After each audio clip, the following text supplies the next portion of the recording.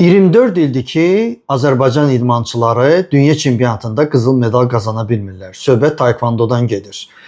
2001-ci ildə Azərbaycanlı Niyaməddin Paşayev Azərbaycan taekvondosunun tarixində ilk dəfə dünya çempionatında qızıl medal qazandı. Ondan bu yana qədər Radik İsayev bir dəfə, Milad Xarçıqani iki dəfə dünya çempionatının qızıl medallarını qazanıblar.